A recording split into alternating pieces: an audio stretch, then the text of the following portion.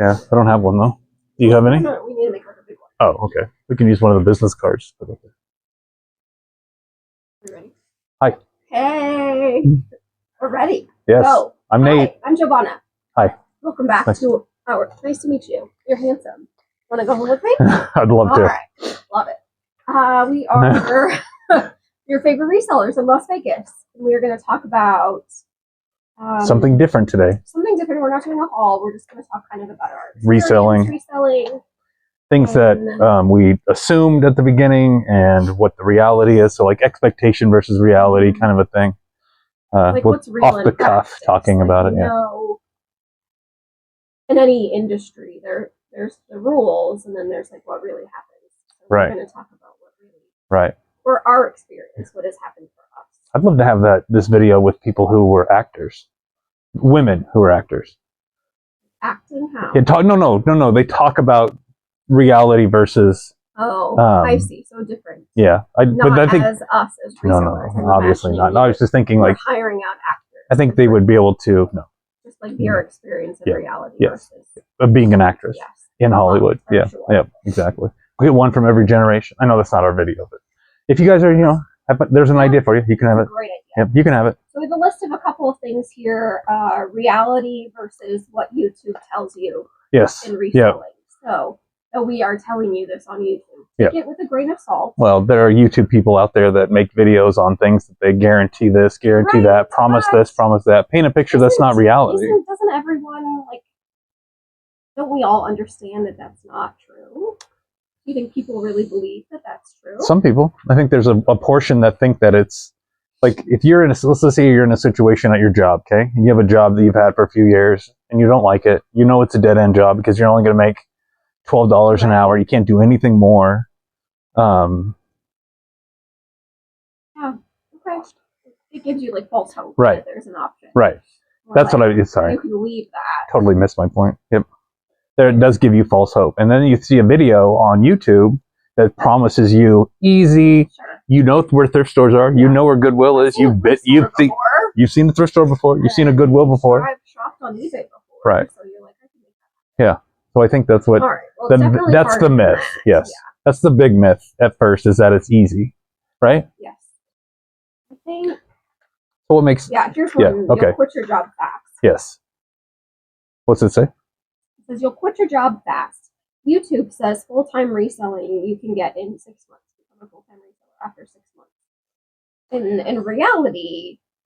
Yeah, full-time, like a successful or a slow, efficient, productive. Yeah, right. It is a slow roll. Slow process. Yeah, you don't go from best to stay kind of part-time until you have worked out systems. Yep. Yes, that's a very good idea. How to source properly, like you've already gone through all of the mistakes that people make when you start out. Right. So when I was young, I had a lot of dead-end jobs that I knew I hated. I didn't want to be in them. I didn't know I had other. Yeah, I didn't know I had other options. You could do but I could do. Sure. So I always, if there was something that came up that I would hear about that maybe be a possibility for work, and then my hopes would get up, and then I would go back to my regular job and be like, I want to go do that. But you can't just, I couldn't quit. I had responsibilities, bills, people to take care of. That's why MLMs are so popular. Right, exactly. That's exactly. That is hope that you're going to, you can become a millionaire really quickly. You nailed it. Leave your job. Yep. Have this great residual income. And MLMs are multi-level marketing schemes, in case you didn't know. Yep. So Amway or Enron. Enron is a different kind of scheme. I know. I'm totally kidding. Not Enron. I was thinking the guy that ripped off all the actors and actresses and Harvey. No, that's not it. I forget his name. He did investments. Yeah, it was. Sort of different scale. I'll think of it. Anyway, so I know. But you're right, though. That's that false hope of... you can do something that looks real easy on the outside. Because I think a lot of sneaker resellers fell into that. Okay. Thinking that, you see a guy that has, you have 10 pair of shoes. I got sneakers. I could sell sneakers, but your 10 pair of shoes are going to be gone. Yeah. Hopefully quickly. Quickly. Especially if they're good. Then what do you do? Stock. Yeah, where are you going to get your next 10 pair of sneakers? You obviously just sold the ones you had. You already paid for those. Whoops. Sorry. You already paid for those. So how are you going to get, like that's the idea. So if you are going to do this, most people aren't lucky enough, blessed, have the opportunity to be able to quit their job, be okay, start something different, and watch it grow, and be patient with it to grow. But doesn't always work that way in real life. Normally, it doesn't work that way in real life. It doesn't, and especially if you luckily we don't have children that we need to take care of. Right. We could survive. We live below our means. Right. So that we could, yeah. At the beginning, especially, we could survive on one income. Right. While the other income is. Right. And we were fortunate enough to, at the time, the timing was all good. Yeah. Everything was working out. I mean, it wasn't that we chose to quit our jobs. It was like a decision that was made for us back when we first started. Like all of these other things. Right. And you don't know, where you're going to be. You have no idea what's going to happen. So, right. I know. I mean, so that's why, our experience we can share with you, and you can share with other people. Meaning, you pass on the knowledge. You guys don't have to go through the frustrations and ups, and you'll go it anyway. Yeah, but it won't be as bad if you know what to expect. And then you can think about how you are going to respond to when you don't sell those shoes. Or you don't sell you're not a millionaire after a week, or you're not, the one that said we were able to pay off our mortgage. I absolutely hate stuff like that, because that is so not true. If you're reselling Mercedes, untrue. I think you need to. They don't give you any context. Yeah, no context. So say, we paid off our mortgage, but we also sold our house, another house. Right. You also my husband works full time. Yeah, and $1 million from your parents. He works for a software company. There's lots of other things. You've been doing it for 25 years. Right. Saving money. So think about that. And we're not saying don't do this, because this is a way to make money. We have obviously done it. We moved from Oregon to here, all on resale money. Yeah. And it's not like we have to work every single day in order to pay our bills. Right. And we're okay with that. That's what we want to do. You don't want to just be sitting around, not doing anything. Right. Yeah. But also, we got to spend time together. Yeah, and the struggle is good. It builds character, makes you grow. You know what to, then you learn those lessons of what not to buy, what to pick up, how to check comps on the fly, when you do and don't have to check comps. That's another one too, where people think that you have to every single little thing you have to picture and find out what the sell-through rate is, and they eventually you'll learn right. things to look for and qualities and items that tell you. And if you find something for $5, that's a risk worth taking. Right. Because if you get home and you find out, it's only worth $20, it's like, that's okay. It's not everything's going to be a $200 or a 100% profit. It's but back to the a lot of things. Looking at all of the cost of goods. Right. I see that question a lot in the Facebook groups. Okay, good. Everyone is like, should I pick this up? Should I pick this up? Right. Should I pick this up? Yep. And all of I have this. Should I sell it? Right. Yeah. It all depends. Right. What is your business model? Yep. What is the cost of goods? Yep. What are you, a fast seller or slow seller? Are you do you have a theme of things? Yeah. There's lots of factors, so no one can ever say you need to pick this up all the time. Right. How many listings do you have right now? That would be a good question of, should I pick this up? Right. Do you have space for that? Do you have the time and means to get it listed? And get it organized, and so you don't lose it. You're going to be able to fulfill that sale once it does sell, and it's not like in your closet on the floor somewhere because you left it in the bag. You forgot about it. Yeah, you forgot about it. Oh my gosh, that happens to us all the time, though. That we'll forget that we picked something up because, where is he going? Yeah, because we have back stock of things because we need to have a certain amount listed per month to have a certain amount sold per month. Right. So you need to work backwards from the numbers. Right. How much money do you need to make? Right. How many items can you sell? How many items do you have access to? What would then be your average sale price that you need to make a profit? Yeah, exactly. See, those are things I remember when I were watching those videos by that one guy in Florida, and he was saying about it was really arbitrary and kind of just he's been doing it for so long. Yeah. And trying to figure out on the fly, $5, $10. Can I promote this? Should I not promote? No, don't start with don't. You will overwhelm yourself, and before you know it, you won't do it anymore. Yeah, you'll be like, this is too hard, and I'm not making the money that X, Y, Z, this guy over here, this guy over here. They didn't make money at first either. They struggled. They had to go through things in order to get in this position. Also, they're just showing you generally the good parts, all of the high points, right? Which is not, it's not real. I mean, it's not life. We sell lots of really great things, but most of it it's basic. It's bread and butter, meat and potatoes, average. Popcorn and butter. Popcorn and salt type of things, like basic things. So like our average, I think, is $35. $35 it was for this last year on eBay. I think Posh was the same. Was about the same. So like $35-ish. Right. Our average sale. And we sold 1,100 items on eBay. And that's not a ton because I see other people. I mean, I know there's obviously, for us, because with $35 an item, we're not selling $10 items. Right. We do sell $10 items, but you have to balance that out with high end, low end. Right. And so there's a good one. Like you just said, there's a lady that asked a question on Facebook, one of the groups, about picking up a Vera Bradley purse, which it looked really cool. It was neat. Vera Bradley, you guys see it everywhere. But she was like, should I pay $15 for this? Absolutely not. They don't sell for $15. That's not necessarily true. Okay. Generally, no. But if it's like some special print, if it's vintage, if it's like new with tagged dead stock from 1968, I probably would pick it up, but I would look. Right. Generally, I would not. But other people might. Maybe they have access to like a Vera Bradley outlet. They get a whole bunch of stuff super cheap. That's the exception, though. Yeah. Not the just scrolling, and all of a sudden you just snap a pic and post it on Facebook. Usually, just scratching, Yeah, I think there's a lot more that goes into it. One of the questions in the Facebook group was, what brands do you always pick up? Oh, yeah, that's tough too, because that's not, there's no always. That I always pick up. And it also depends on what you have access to. Right, yeah. Portland, we had so much Nike and Adidas and Columbia stuff. Yep. Now down here we got to be creative. Yeah. And do other things to discover other brands. Yep. We have to discover other types which of is things great. to sell. That's a good thing.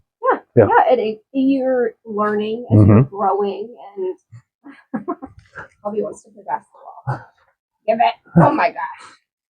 You're better than LeBron, and you just started. Yeah, that's it. All right, I think that's all I have to say about that. Okay, well, let's do another one, couple more, and then we'll... Or things that you've seen in the groups. I know that we only hit on one point, but this is just good for brain, or what do they call that? Brainstorming. That's it, brainstorming. All right. So you must list every day. Does anyone say that? I don't know. I've never heard that. We know that. We only know that because of what we've seen work. Yeah, how it works. Yeah. For us. If I'm not consistent, at least if I'm not consistent, eBay's not consistent. Sales aren't consistent.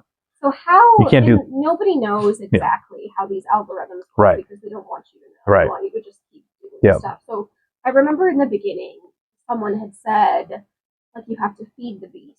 So like every day you need to do something on these apps that you're utilizing, so they see you as an active participant, and then. That's good in real life too, right? I think so. Yeah, it's good for you in practice too. Like, if you're going to make this a real job, you have to spend real hours. Not make it a real income. 20 minutes of listings, and then your listings are shit, and then you put them out there, and you're like, I haven't sold anything for weeks. It's like there's a reason why this is happening. So I think that's a good point too. Is like, just because you're listing something, doesn't mean it's a good listing. Right, exactly. Doesn't mean that it's going to get where it needs to be seen. Yep. So you don't want to just list for the sake of listing. Just for the sake of listing. You need to have quality listings. Right. Good pictures. And it doesn't have to be fancy. No, it doesn't. You don't have to spend a lot of money. You don't have to have a photo booth. You don't have to have a fancy camera. Yeah, we all use our phones. Take everything with my phone. We've been using our phones since 16, since when you started. And it's always just been the phones. We've never had a fancy anything. We don't have a photo booth. No. Anything spectacular. Like, we've experimented, and like things that you obviously I like to have a space where I can lay out the bags and hang a bag if I need to, and then do a t-shirt in between that and an electronic item or a book or something like that, so I can and I didn't know that at first because I had a box, and then if I wanted to do shirts, then I'd have to go over here and do it, and that's like where you were taking pictures, and it's not the same. So, and then I was like, oh, I want them to lay flat because they look better flat and hung up. It doesn't matter. It doesn't. No. I mean, a good picture size, numbers. I mean, you just as long as it's clean and accurately represents the item, like right, accurate. You don't want it to be dark. You don't want to edit. You don't edit pictures. No. Add filters or whatever. No. Weird AI backgrounds. Yeah. Clean, crisp, white background is totally good. White background is what we found to work the best. And honestly, that's better for editing too, because you don't have you have like a wood panel thing like I did. It doesn't edit well. Yeah, because the editing software thinks it's something else when you try to remove the background. Yeah. Yep. You start with a fresh background. Yep. It doesn't have to be we're talking about feeding the beast. Like, is it true that we need to list every single day in order to be successful on eBay? I would say no, with an asterisk that says. I would say ideally, yes. Yeah, ideally, yes. If that's your job, this is our job. This is what we do to pay our bills. Yes. You should be doing listings every day. Every day. Yep. And there are times when we don't, obviously. Yep. But we try to do something. Yeah, every day. Yep. And not just source. Right. You know, if it's like, since we moved, obviously that was a big, huge adjustment. So it's been a year. It's not like every day we've been adjusting. Hold on. Airplane. It takes a minute to kind of get your rhythm back after you've uprooted yourself. Exactly, everything organized again. Right. You have to, figure out what and that's just life. So you'll go through things, the same thing. You know, like you run out of space for your inventory. You're like, oh my gosh, what if I went over to the Nellis bins, or what if I found the Costco outlet or the Costco overstock store, and I'll do that instead of sneakers, or you know, like just whatever it might be that is your, you know, what you have access to. It's like Giovanna always says, what's available. You may not have 8 thrift stores in your town. If you live in a tiny little, like you live in remote Oregon, you don't have access to thrift stores. You have internet, but that's, you'll have to travel hours to get to it. They would do like a once a month trip to Portland, right? To go to the bins to get a whole cart full. Yeah. And then that would be the stuff. For like a month. And then they go. And I always thought that was a cool thing. I mean, in Oregon, but that's just because we knew the stores, so that doesn't always apply. What's another? We'll do one more, and then we will let you guys get back to your day. What consists of a good listing? Okay, let's do it. Okay, so we're gonna pivot here for a second. It's still not pivoting. All right. So, how do you want to do it? Well, tell me what's a good listing, or what makes a good listing, and what works for other people. Find out what works for you. So what I have, we have very different listing styles. Yeah. Nate does things his way. Yep. And I do them the right way, and then here we are. Whatever. It gets listed, and that's fine. It's half the battle. It's cute. Well, I think brand name is the most important. Like if you have a brand, that needs to be the first word. First word, yeah. How you search for things. I don't always do, like, I do that now. I didn't do it at first. Okay, go ahead. Sorry. So if I'm looking for Nike sweatshirt, I'm going to type in Nike hoodie sweatshirt or whatever. And the search algorithm is going to give back to you those things. Right. So if I type in, if my listing says super cool, new with tags, super cool, white, black, clean sweatshirt. And then I just add words to the end until I'm 80 characters. It's never going to get found. Nobody is ever going to search for that. No. So the words that are in your description can be those title or words. description.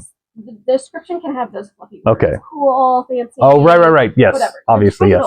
It needs to be like very concise. Right. And you need the brand. You need the type.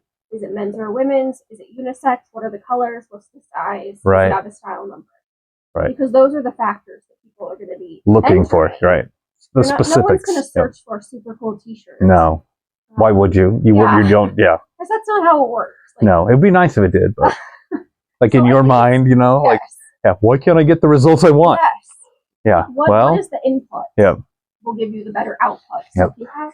So I work harder on my titles than I do my descriptions. Yeah. Yes. So descriptions also need to have some information in them. And I think that's where you can put the other stuff like sizes, measurements. Flaws. I use it for flaws, obviously. If there's a flaw, or if it doesn't work, or if there's an issue, if you bought it and it has tags but has a flaw, you need to disclose that shit. Yeah, all of or you can't. Yeah. And also, like, new with tag means the item is new and the tag is attached. Right. There's no such thing as new without tag. No, that's not a thing. So please don't do that. Yeah. That so is like a pet peeve if you grab something and it's new, like we had that hat, Pittsburgh Steelers hat. It looks brand new. Yes. I could totally say new without tags. Yeah. That's not true because it was pre-owned. Right.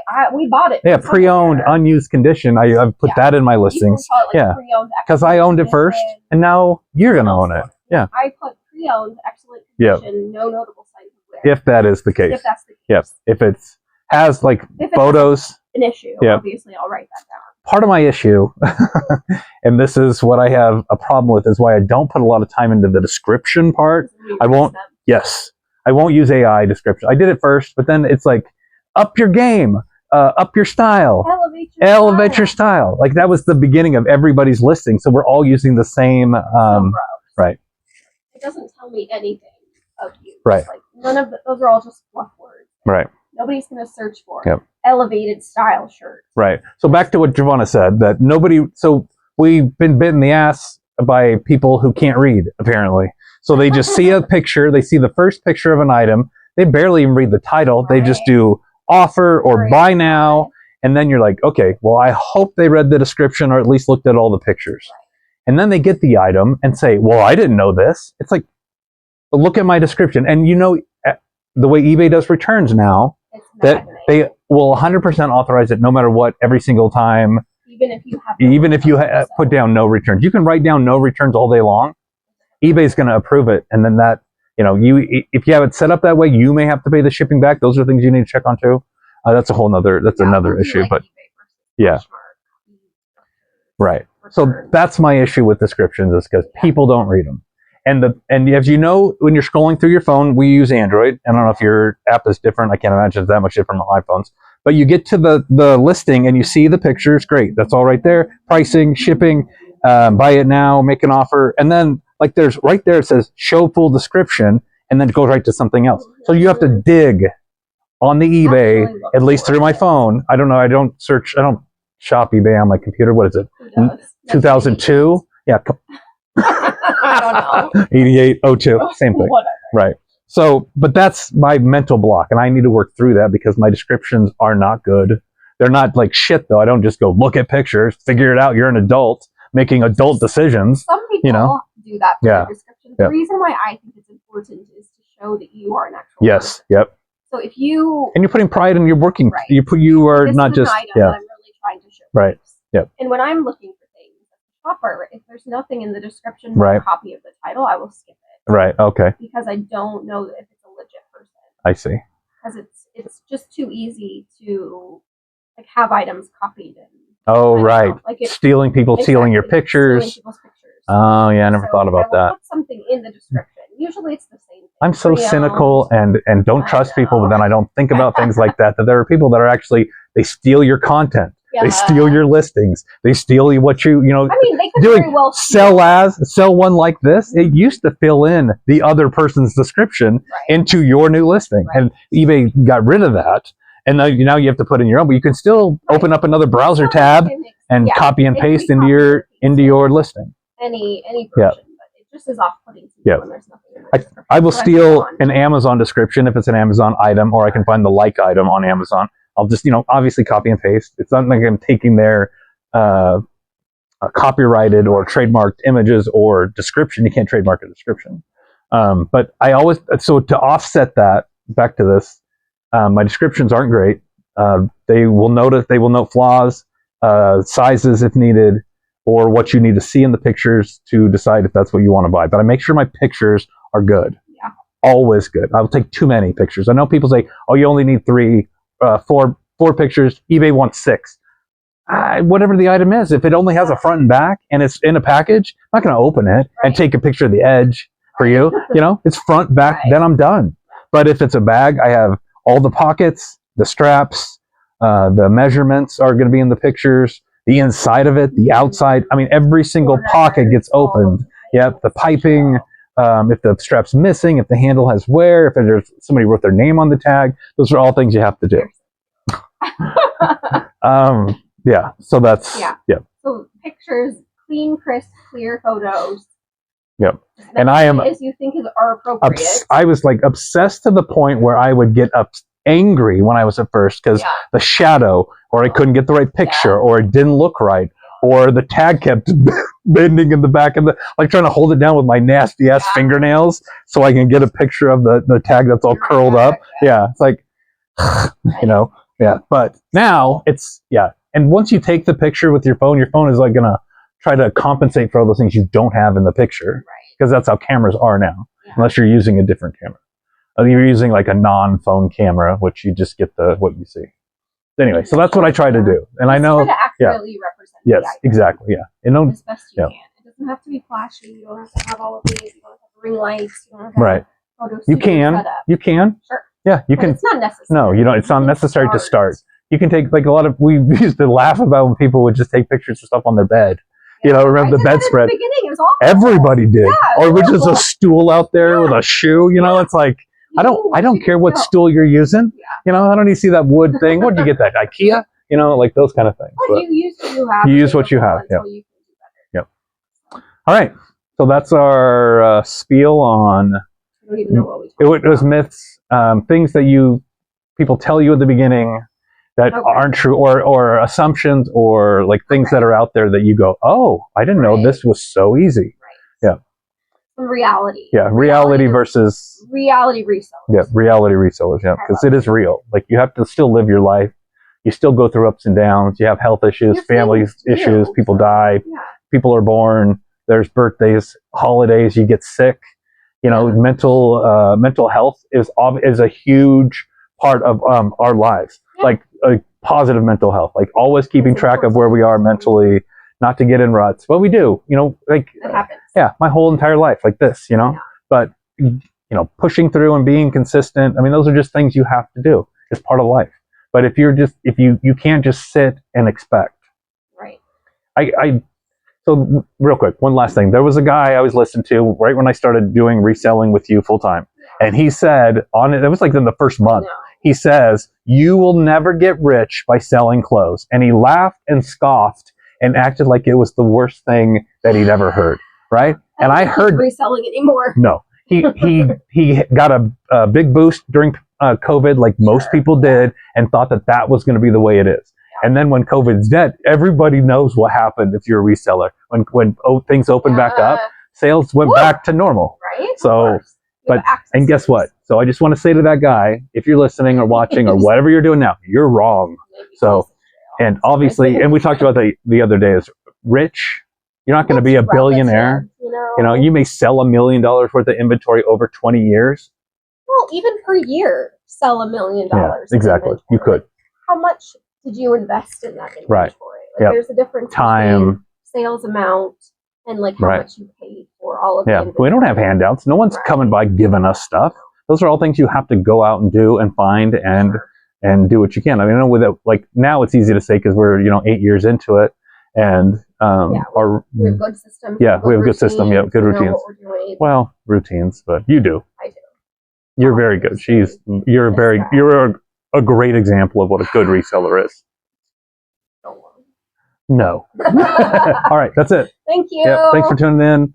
Like, subscribe, share, comment. Yep. Nice things, please. Thank you. If you have other resellers that you want to check out, you can check out Common Tags, Nevertheless Success, Bin Pickers, McThriftsy, Prison to Profit, Jack and Ryan. Those are all people that you could just, search in the YouTube. They're trustworthy. Yep, they're trustworthy. We like them. They're real people as well. All right. Bye-bye. Bye. Mwah!